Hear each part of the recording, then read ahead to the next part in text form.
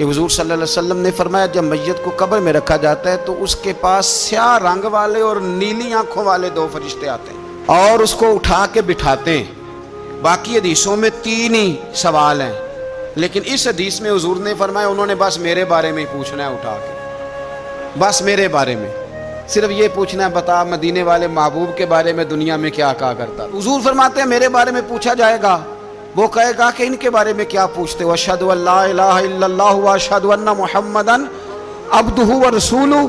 تو فرماتے ہیں پھر اسے نا ایک طرف کھڑکی کھولی جائے گی تو جہنم کا دروازہ دکھایا جائے گا اور اسے کہا جائے گا اگر تو سوالوں کے صحیح جواب نہ دیتا تو دوزخ میں جاتا، لیکن اب تو نے صحیح جواب دیے ہیں۔ تو حضور فرماتے ہیں اس کی قبر 70 گز چوڑی اور 70 گز لمبی کر دی جائے گی۔ مزہ نہیں آ گیا؟ قبر 70 گز لمبی اور 70 گز چوڑی، اور یہ ترمذی شریف پڑھ رہا ہوں، بڑی مزیدار حدیث۔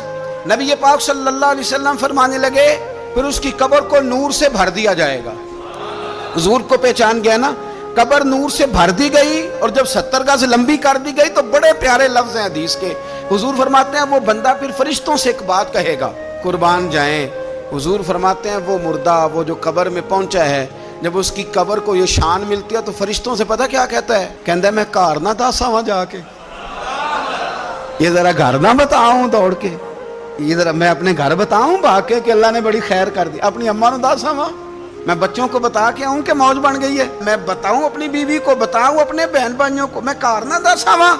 قربان جائیں میرے رسول کریم فرماتے ہیں فرشتے اس سے کہتے ہیں نہیں تو کسی کو نہ بتا، نم کا نومت العروس، تو اس طرح سو جا جس طرح پہلی رات کی دلہن سویا کرتی ہے، وہ بڑے چاؤں میں سوتی ہے، وہ بڑے پریم میں سوتی ہے، نئی زندگی کا آغاز ہوتا ہے تو سوتی ہے، اور فرشتے کہتے ہیں اب تجھے وہی آ کے جگائے گا جو تیرے اہل میں تجھے سب سے زیادہ محبوب ہوگا، جو تجھے سب سے زیادہ محبوب ہوگا۔ میرا تو ایمان ہے کہ ہمیں تو قبر سے آ کے جگائیں گے بھی مدینے والے رسول، کہیں گے آؤ غلاموں چلیں، آؤ غلاموں۔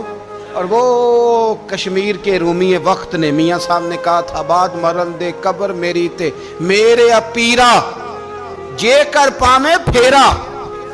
اب حسن دیکھیں کلام کا اور انداز دیکھیں، بعد مرن دے قبر میری تے میرے اپیرا جے کر پامے پھیرا، تے قبر دے وچوں ہڈیاں اٹھ کے مجرا کر سن تیرا۔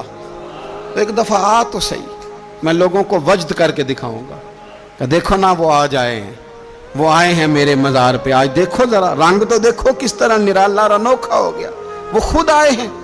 مومن کی قبر جنت کا باغ بنے گی، اسے نوازا جائے گا، اسے دیا جائے گا، اسے عطا کیا جائے گا۔